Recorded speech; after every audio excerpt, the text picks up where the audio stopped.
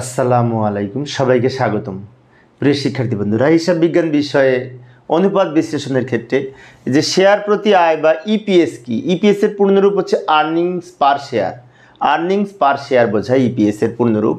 এটি দ্বারা প্রতিটি শেয়ারের বিপরীতে কত আয় হয়েছে, মানে একটা শেয়ারে লাভ কত, শেয়ার প্রতি লাভ কত, সেটা নির্দেশ করে।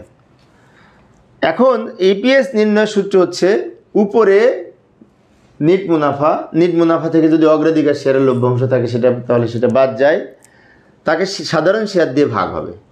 অর্থাৎ নিট মুনাফা যা হবে তাকে সাধারণ শেয়ারের সংখ্যা দিয়ে ভাগ হবে। সাধারণ শেয়ারের সংখ্যা, কিন্তু টাকা না। আরেকটি বিষয় বলে রাখি, যদি অঙ্কের মধ্যে অগ্রাধিকার শেয়ারের লভ্যাংশ অগ্রাধিকার শেয়ার থাকে, তাহলে সেই অগ্রাধিকার শেয়ারের লভ্যাংশটা বিয়োগ করে যা থাকবে সেটাকে সাধারণ শেয়ারের সংখ্যা দিয়ে ভাগ হবে। সেজন্য সূত্রে লেখা হয়েছে নিট মুনাফা মাইনাস অগ্রাধিকার শেয়ারের লভ্যাংশ বিয়োগ করে যেটা থাকবে তাকে সাধারণ শেয়ারের সংখ্যা দিয়ে ভাগ হবে।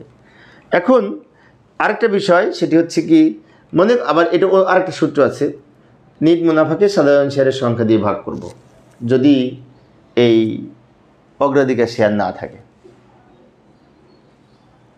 ইপিএস, আমাদের ইপিএস এর পূর্ণরূপ হচ্ছে আর্নিংস পার শেয়ার। কিছুক্ষণ আগে বলেছি ইপিএস এর পূর্ণরূপ, অর্থাৎ শেয়ার প্রতি লাভ কত এটা নির্দেশ করা হয়। এখানে মূলত নিট লাভকে সাধারণ শেয়ারের সংখ্যা দিয়ে ভাগ হয়, শেয়ারের সংখ্যা দিয়ে ভাগ হবে, তাহলে প্রতি শেয়ারে কত লাভ সেটা বোঝা যাবে। তো প্রিয় শিক্ষার্থী বন্ধুরা, এই অধ্যায় সৃজনশীল প্রশ্নের প্লেলিস্ট আমি ভিডিও ডেসক্রিপশনে দিয়ে রেখেছি, ওখান থেকে তোমরা জেনে নিতে পারবে। ধন্যবাদ সবাইকে।